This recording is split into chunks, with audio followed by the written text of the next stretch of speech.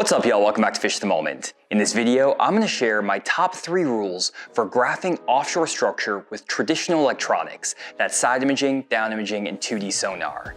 I spent over 3,000 hours graphing offshore. My poor engine has a lot of hours on it, but it was all to learn how to be more efficient and effective with my graphs. And I'm going to share all of that in this video with you today. Let's get into it. My first rule for efficiently and effectively graphing offshore structure is leave no stone unturned. What I mean by this is that you need to be very thorough when graphing offshore structure with your electronics. Thanks to all of the great mapping that's available on fish finders, a lot of anglers get really focused on graphing sweet spots. What are sweet spots?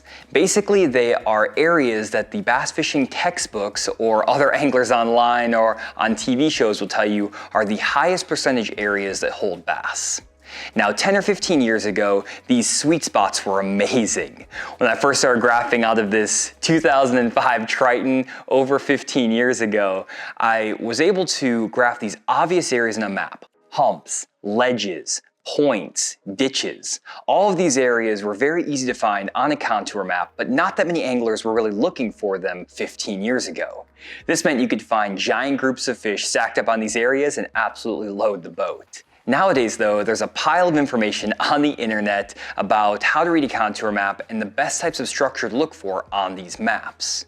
This means that these sweet spots are heavily pressured by anglers, and if you only focus on these sweet spot areas, a lot of times you're going to be missing some of the best fishing on your lake.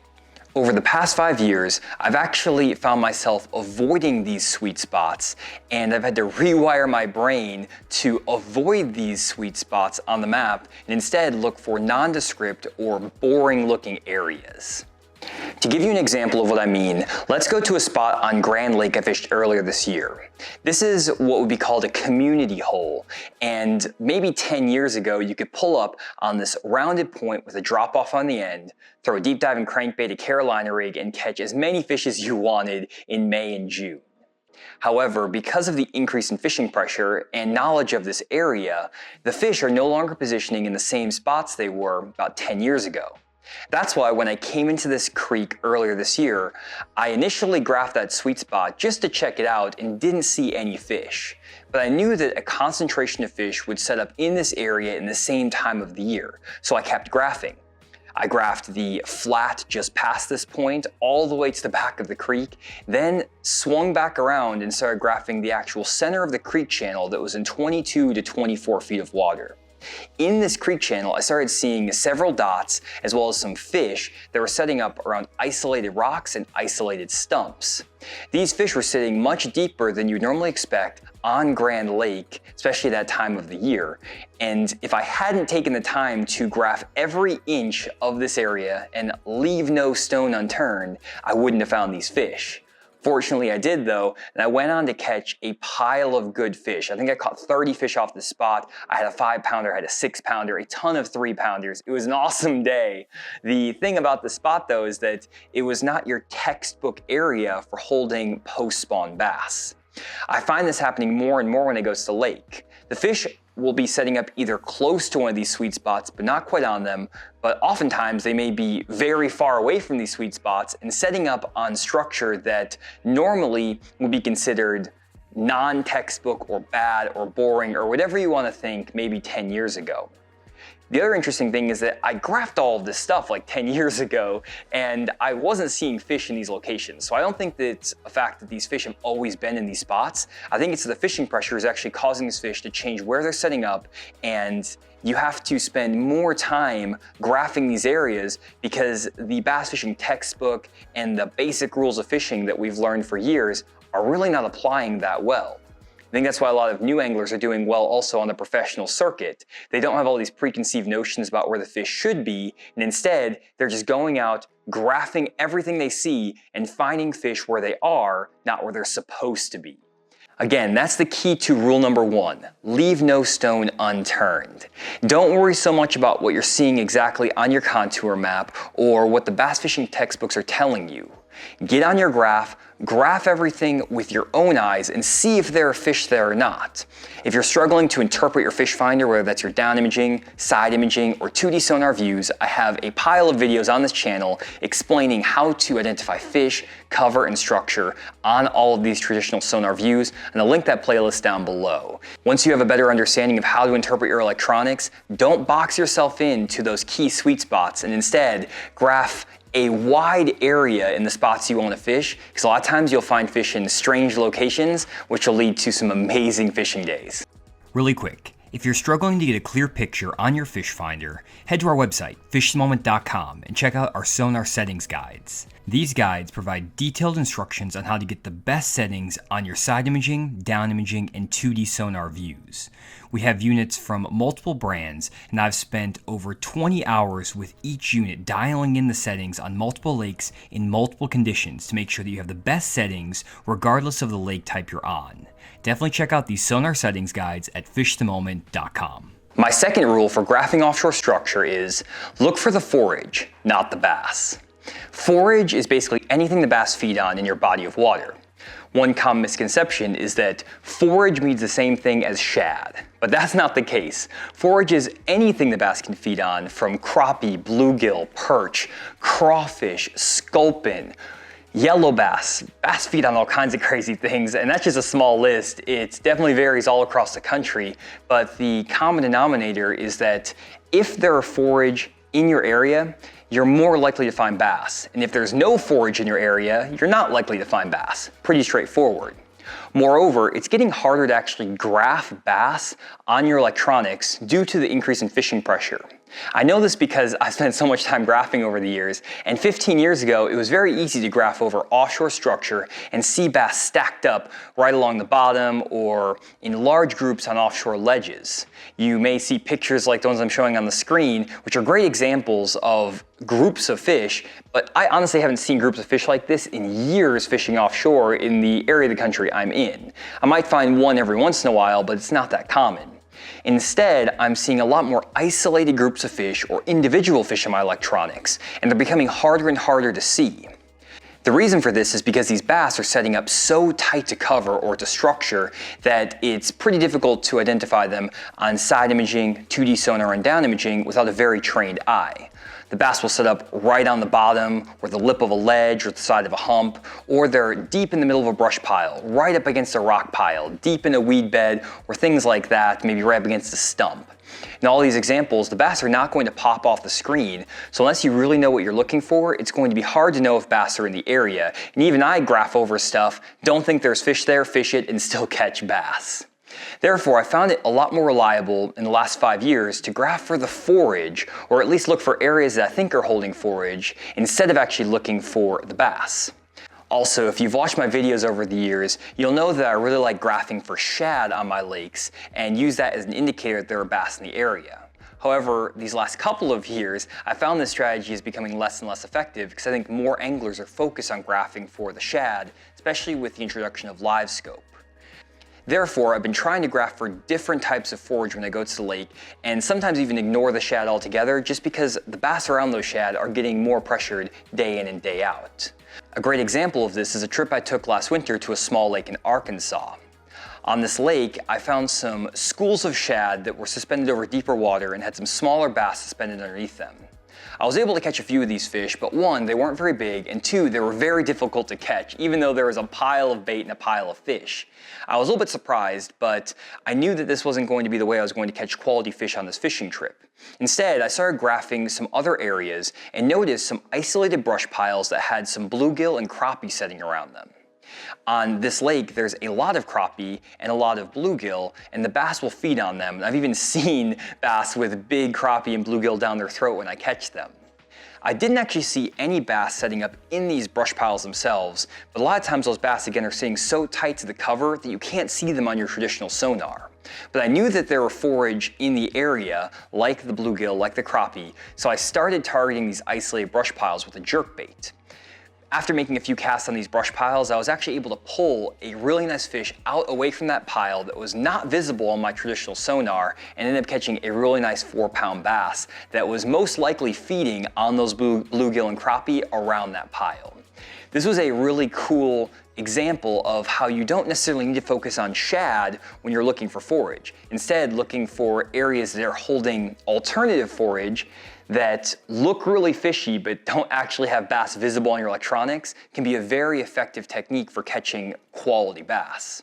Another example of this is a trip I took a few years back to Lake Tenkiller in Oklahoma, again in January. In this trip, I was targeting isolated rock piles in 20 to 30 feet of water. The reason I was fishing these isolated rock piles and boulders is because I know that crawfish will set up in these areas. Now, I don't know which rock piles have crawfish in them. I can't see the crawfish on my electronics. Those things are too small and the detail isn't good enough. But I know that they use them because I've caught fish over the years with crawfish down their throat off of rock piles like the ones I was graphing. I was also not seeing any bass around these rock piles, but I know that the smallmouth will set up so tight to the bottom that they're almost invisible. So my game plan was to graph as many rock piles as I could and then fish them using the assumption that crawfish were using that rock pile and therefore the smallmouth were using it. And this resulted in some really nice bass, even though I never saw fish on my fish finder. That's why with rule number 2, I say look for forage, not bass. There are a lot of ways that you can look for forage. It's not always seeing them on your electronics. It's also, again, trying to find areas that you think are going to hold the forage, like rock piles in the winter that hold crawfish. By doing this, you can target bass that are less pressured by other anglers just because they're not as easy to see on the fish finder. And these fish are oftentimes easier to catch, and you can a lot of times get these fish to bite first or second cast, rather than having to really work these fish and spend a lot of time fishing for them, especially if they're in a very visible, obvious school, or they're in a very obvious area full of shad that receives a lot of fishing pressure. This is a rule that is kind of developed over the last 2 or 3 years for me, and it's different from what I would have told you 10 years ago. That's the great thing about fishing. The bass are always developing and changing and adjusting to fishing pressure, and you need to adjust with them. So I might make another video in another 10 years and these rules could be completely different. But these are the rules that I follow right now, and they work really well for me. My third rule for graphing offshore is isolated is always better. What do I mean by this? Well, if you compare it to fishing up shallow, it would be like trying to fish a lone boat dock on a stretch of shoreline that's 100 yards long.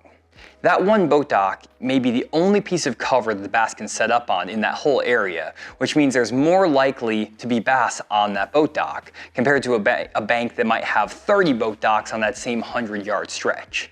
It's also a lot easier to target one boat dock versus 30, and you can be a lot more efficient. The same concept applies when I'm graphing offshore structure. Let's say I'm graphing a large rounded point, and I have the option to fish either a rock pile the size of a swimming pool or a basketball court, or fishing a rock pile that's the size of the front deck of my boat. I'm almost always going to pick that isolated rock pile that's the size of the front deck of my boat. That's because I can very efficiently target that area and pick off fish that are setting up on it with 2 or 3 casts. Another rule that I have when actually fishing offshore structure is the 10-minute rule. That is, I only spend 10 minutes fishing any piece of offshore structure, cover, or anything I'm really fishing. If I don't get bit within my first 10 minutes, I pick up the trolling motor and leave. These 2 rules are connected in the sense that I don't want to pick a piece of cover or a piece of structure that will take me 30-40 minutes to fish thoroughly. And that's why I always think isolated is better when I'm graphing offshore. Not all of the situations you face are going to be this extreme though. For example, you might be graphing a long extended point that has standing timber on it. There may be 50 trees on this point, but as you get to the very end of the point, there's one tree sitting a little bit further away from the rest of them, and there's maybe a gap of 20 or 30 yards. That one isolated tree is oftentimes going to be the best tree on that point, and I will graph through that area looking for that lone tree. It's not going to be the only tree on the point, like in the last example, but instead it's going to be just a little bit separated from everything else on that point. And I can then pull up, make a handful of casts on it, see if there are fish setting up around it. It's better if there's forage around it for sure, and then I can move on to the next spot. Same thing applies when you're graphing offshore grass. If you can find a small isolated hole in that grass surrounded by a massive field, that isolated hole in the grass is going to be a lot easier to pick apart versus the entire field of grass, and I can make 5 or 6 casts around that hole. Moreover, that opening is going to be a great ambush zone for bass to ambush forage that might be swimming in that area. Really, the key to this rule is just targeting things that stand out as irregular or unique or abnormal on your fish finder screen that you can then pick out and make a few casts on. It's very inefficient to try to target 15 or 20 objects at once when you're fishing offshore. Let's say you have a ledge that has 10 brush piles down it. That's great cover, but you have to fish 10 different brush piles to figure out if there's fish in that area. It's a lot better if you can find a ledge that has 1 brush pile on it, because you can make a few casts, see if the fish are there, and then move on. You're also more likely to get bit within a few casts, in my experience, on isolated pieces of cover versus an area with a ton of cover. Now, at times, areas that are loaded up with cover can also be loaded up with fish, and you may have more fish per, let's say, 30-yard stretch when you have 10 brush piles, but again, it may take a long time to fish through that area, and from a time efficiency standpoint, you're going to spend a lot more time trying to coax those fish out of there, even though there's more fish there. On the flip side, with these isolated pieces of cover, there's not going to be as many fish, but you can be a lot more efficient making a handful of casts, and if a fish is there, you're gonna know very quickly, and then you can move on. This is a technique that I've actually used for years and years. This is not something new that I've discovered recently. I've been doing this all the way back since like 2010. So it's a very proven technique, and it's something that I like to employ a lot when I get to a lake that's just covered in, well, cover, I guess. When there's so much to look at on the screen, you have brush piles everywhere, you have offshore laydowns or logs everywhere, rock piles, whatever it is. If you are overwhelmed by the amount of stuff you see on your screen, take a step back, graph around, and just look for those unique, isolated individual pieces of cover. And a lot of times, those are going to be the most effective areas on the lake for you, and you'll be able to fish them a lot more efficiently and maximize your time on the water. Those are my 3 rules for offshore graphing that I've learned after spending 3,000 hours behind my units and on my engine. Again, my poor 2005 Triton here, my 150 horsepower Mercury. They've taken me a long way, done a lot of graphing with them. Not all of my 3,000 hours have been done in this boat. I've also been in other people's boats and stuff like that. But graphing with my standard 2D sonar, down imaging and side imaging has fascinated me since I was 14 years old. And it's something that I feel like can really take your fishing to the next level as long as you're following the 3 rules I laid out here. Another thing you have to do is have patience with all of these techniques. One thing I didn't mention is that I usually spend 2 to 4 hours of my 8-hour fishing days just looking at my fish finder screen to eliminate water and dial in those key areas I want to target. If you don't have the patience to sit behind your electronics for 2 to 4 hours or maybe 50% of your fishing day, maybe graphing isn't the best strategy for you when you go to the lake. Nowadays, there are tools like LiveScope and things like that that are very effective at actually allowing you to see under the water without having to use your side imaging, down imaging, and 2D sonar. That doesn't mean I don't use this technology, and actually I still find myself graphing with my standard electronics, maybe not as much as I used to, but I still spend at least 2 hours of my day, of an 8-hour day, so 25% of my day, graphing with my standard electronics, because you can drive your boat at 5 miles an hour, side scan out to the side, look under your boat, and eliminate so much water very quickly, and also get a sense for if there are forage in your area, the types of cover, the layout of the bottom. All that information can go a long way at giving you a complete picture of what's happening in your surroundings. And the more information you have about what's going on in your lake, the better your educated guesses are that allow you to develop patterns and put fish in the boat more quickly. Again, if you guys are interested in graphing, make sure you spend at least an hour or 2 every day on the water before you actually start making a cast. Try and use your electronics. It's going to take some time. You have to get adjusted to doing it, and it's not maybe what comes naturally to you. But I can guarantee you, once you put the time behind your graphs and understand them, it's going to make you a lot more consistent on the water, and it'll help you find some gems in some areas that other anglers aren't targeting. Hopefully you guys enjoyed this video. If you did, leave a like down below, comment what your favorite rule was in this video. And other than that, we'll see you guys in the next video.